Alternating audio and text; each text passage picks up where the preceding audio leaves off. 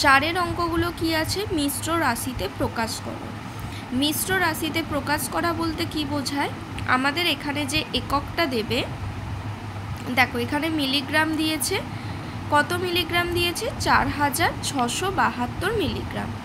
অর্থাৎ মিলিগ্রামের পরে আর কোনো একক নেই, মিলিগ্রামের আগে যে সমস্ত একক আছে সেই সমস্ত এককে এগুলিকে পরিণত করা। তাহলে চলো কিভাবে এটা আমরা করব দেখে নিই। এই মিশ্র রাশিতে প্রকাশ করা অঙ্কগুলো কিন্তু আমাদের একক লিখেই করতে হবে, একদম সহজ অঙ্ক, কিছুই নেই। তাহলে চলো আমরা প্রথম এককগুলো লিখে নিই। কিগ্রা, হেক্রা, ডেকাগ্রা, গ্রা, ডেসিগ্রা, সেগ্রা, মিলিগ্রা।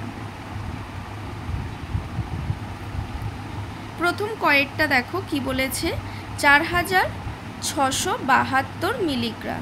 এখানে একক যেহেতু মিলিগ্রা আছে, আমরা তাই মিলিগ্রা থেকে বসাতে শুরু করব। মিলিগ্রাতে 2, তারপর সেগ্রাতে 7, ডেসিগ্রাতে 6 আর গ্রামে 4। তাহলেই দেখো আমাদের যে সংখ্যাটা দিয়েছিল 4672 হয়ে গেল। এবার আমরা কি লিখব, এবার কিন্তু এটার উত্তর লিখব। অতএব 4672 মিলিগ্রা সমান 4 গ্রা বা গ্রাম, 6 ডেসিগ্রাম, 7 সেন্টিগ্রাম, 2 মিলিগ্রাম। চলো আমি তোমাদের আরও একটা অঙ্ক করে দেখাচ্ছি। যেমন দেখো চয়ের অঙ্কটা আছে ডেকাগ্রাম, আমি এখানেই চয়ের অঙ্কটা তোমাদের করে দেখাচ্ছি। ডেকাগ্রাম বলেছে, অর্থাৎ আমরা কিন্তু ডেকাগ্রার ঘর থেকে সংখ্যাগুলো লিখব। এই নয় যে সব সংখ্যা আমরা মিলিগ্রাম থেকে লিখব বা গ্রাম থেকে লিখব। এখানে পার্টিকুলার যে এককটা বলে দেবে আমরা কিন্তু সেই একক থেকে অঙ্কগুলি বসাতে শুরু করব। এখানে যেহেতু বলে দিয়েছে ডেকাগ্রাম, ডেকাগ্রাম থেকে অঙ্কগুলি বসাতে শুরু করব।